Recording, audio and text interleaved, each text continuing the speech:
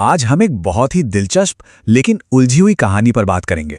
कहानी है 1947 की, जब सिर्फ देश का नहीं बल्कि उसकी सेना का भी बंटवारा हुआ था। एक ऐसी सेना जो अपनी एकता के लिए जानी जाती थी। जरा इन शब्दों पर गौर कीजिए।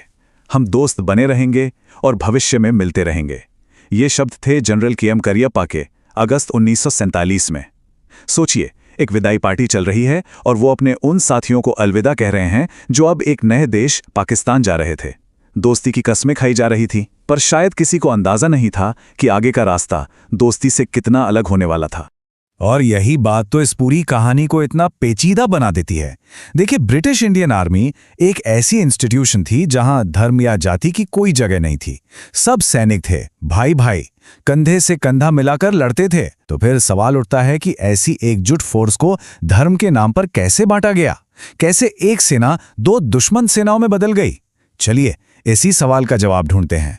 तो सेना के बंटवारे की कहानी समझने के लिए हमें थोड़ा पीछे जाना होगा, उस सियासी बवंडर में जिसने पूरे देश को हिलाकर रख दिया था।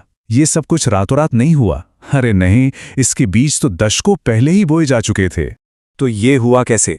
देखिए, कहानी शुरू होती है 1906 में, जब मुस्लिम लीग बनी। फिर 1930 में शायर मोहम्मद इकबाल ने एक अलग मुस्लिम मुल्क का ख्याल पेश किया। और फिर आया 1940, जब मोहम्मद अली जिन्ना और मुस्लिम लीग ने खुलकर एक अलग देश पाकिस्तान की मांग रख दी। मतलब बंटवारे की तरफ गाड़ी धीरे धीरे बढ़ रही थी। और फिर 3 जून 1947 को माउंटबेटन प्लान ने इस पर आखिरी मोहर लगा दी।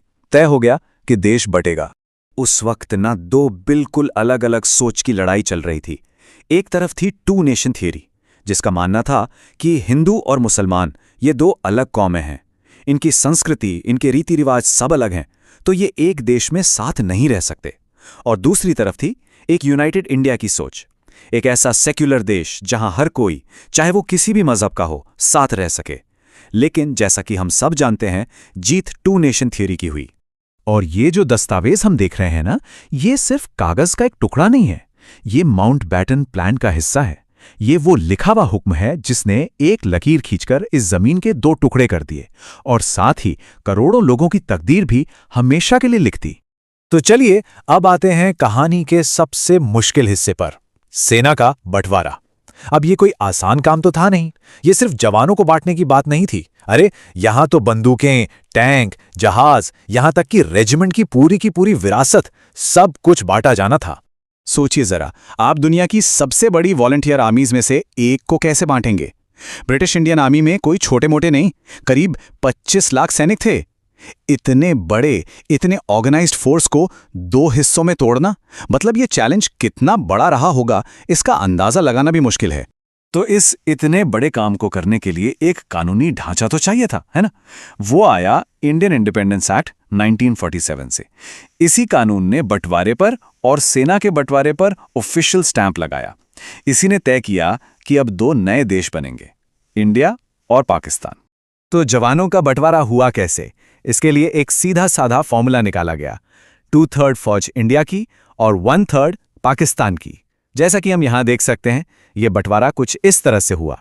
अब एक इंटरेस्टिंग बात यह थी कि सैनिकों को ऑप्शन दिया गया था कि वो चुने उन्हें इंडिया की फौज में रहना है या पाकिस्तान की। लेकिन हुआ वही जिसका डर था, बंटवारा हुआ तो धर्म के नाम पर ही। और ये आंकड़े देखिए, ये वाकई चौंकाने वाले हैं। बंटवारे से पहले इंडियन आर्मी में 30% से ज्यादा मुसलमान थे, जो बंटवारे के बाद घटकर सिर्फ 2% रह गए। इससे पता चलता है कि जमीन पर माहौल कैसा था।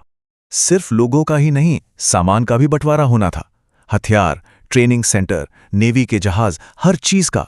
और यह बंटवारा बहुत अजीब था, बिल्कुल एक तरफा। जैसे देश में 16 ऑर्डिनेंस फैक्ट्रियां थीं, मतलब जहां हथियार और गोला बारूद बनता है, और वो सारी की सारी 16 फैक्ट्रियां भारत के हिस्से में आ गईं। पाकिस्तान को मिली 0। सोचिए, इसका मतलब यह था कि पाकिस्तान को अपनी पूरी मिलिट्री इंडस्ट्रियल बेस, सब कुछ खरोच से, बिल्कुल 0 से शुरू करना था। और एक बार फिर एक दस्तावेज ये हमें बार बार याद दिलाता है कि कैसे कागज पर लिखा एक कानून जमीन पर लोगों की जिंदगी में कितनी बड़ी उथल पुथल मचा रहा था। यही वो रूल्स थे जिनके हिसाब से एक जीती जागती एकजुट सेना को तोड़ा जा रहा था। नियम कागज पर थे, पर उनका असर वो तो इंसानों पर हो रहा था। तो ये तो हुई लॉजिस्टिक्स की बात, हिसाब किताब की बात। पर इस बंटवारे का जो असली असर था, जो इंसानी कीमत थी, वो कहीं ज्यादा गहरी थी। इसने सिर्फ नक्शे पर लकीरें नहीं खींची, इसने जिंदगियों को, रिश्तों को हमेशा के लिए बदल कर रख दिया। और शायद कहानी का सबसे दर्दनाक पहलू यही है। एक तरफ पूरे देश में मारकाट मची हुई थी, दंगे हो रहे थे, और दूसरी तरफ आर्मी कैंप्स के अंदर सैनिक अपने उन दोस्तों के लिए फेयरवेल पार्टीज रख रहे थे जो अब एक दूसरे देश की सेना में जा रहे थे। सोचिए, बाहर नफरत की आग थी और अंदर दोस्ती के जाम छलकाए जा रहे थे। क्या अजीब मंजर रहा होगा।